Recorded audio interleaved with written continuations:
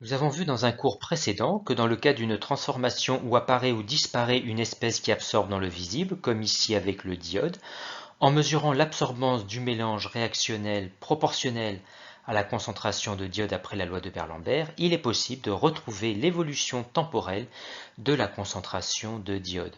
Mais dans le cas de cette transformation d'hydrolyse du 2-chloro-2-méthylpropane, hydrolyse signifiant qu'il y a rupture de liaison dans le 2-chloro-2-méthylpropane sous l'action de l'eau. Dans le cas de cette transformation, le suivi d'absorbance n'est pas possible car aucune espèce mise en jeu n'absorbe dans le visible. Par contre, on remarque que seuls des produits sont ioniques parmi toutes les espèces en jeu. La conductivité électrique sigma du mélange réactionnel augmente donc au cours de la transformation. Il sera donc possible de suivre temporellement cette transformation par conductimétrie. C'est ce que nous allons voir ici en détail.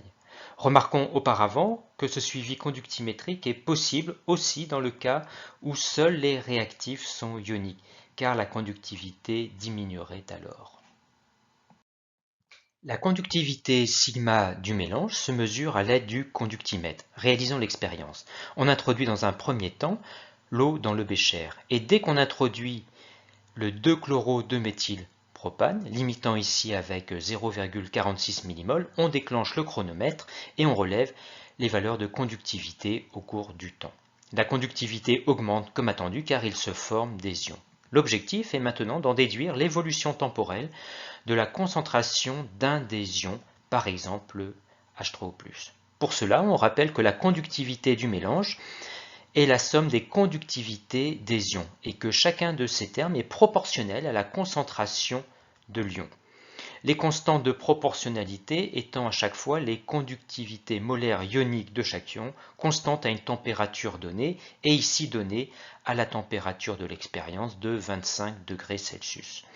D'autre part, la stoichiométrie de la réaction montre qu'il se forme autant d'ions chlorure que d'ions oxonium. Leurs concentrations sont donc égales. On peut alors factoriser dans l'expression de la conductivité par la concentration des ions H3O+, qu'on isole enfin. Les conductivités molaires ioniques sont en millisiemens mètre carré mol moins 1. La conductivité doit donc être en millisiemens mètre moins 1.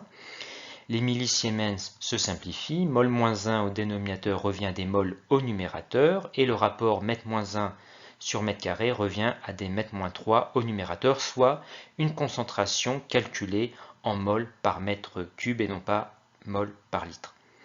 On remplace les conductivités molaires ioniques par leurs valeurs pour en déduire l'expression de la concentration des ions H3+, sigma sur 42,6 avec une conductivité en millisiemens par mètre.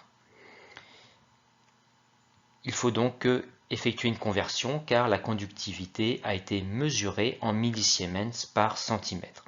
Pour effectuer cette conversion, rappelons qu'un centimètre est égal à 10-2 mètres, soit en prenant l'inverse, que 1 cm moins 1 égale 10 puissance plus 2 mètres moins 1. Et donc par exemple, 7 millisiemens centimètre moins 1 est égal en remplaçant à 7 millisiemens 10 puissance 2 mètre moins 1 ou encore 7 10 puissance 2 millisiemens par mètre. On peut alors calculer la concentration d'ions H3O+, pour chaque conductivité mesurée et obtenir l'évolution temporelle de la concentration des ions H3O+. Rappelons que cette courbe permet de déterminer, par exemple à 2 minutes, la vitesse volumique de formation des ions H3O+, égale à la dérivée temporelle de la concentration d'ions H3O+, calculée à 2 minutes, et qui n'est autre que le coefficient directeur de la tangente à la courbe à 2 minutes. Coefficient directeur qu'on détermine en prenant deux points A et B sur la tangente et dont les coordonnées sont remplacées dans la formule YB moins YA sur XB moins XA. On trouve alors une vitesse de 3 mol par mètre cube par minute. Cette courbe permet également de déterminer le temps de demi-réaction qui est le temps au bout duquel la concentration de H3O+ atteint la moitié de sa valeur finale, soit par lecture graphique d'environ 0,7 minutes ici. Voilà donc un exemple de réalisation expérimentale d'un suivi temporel d'une transformation par conductimétrie.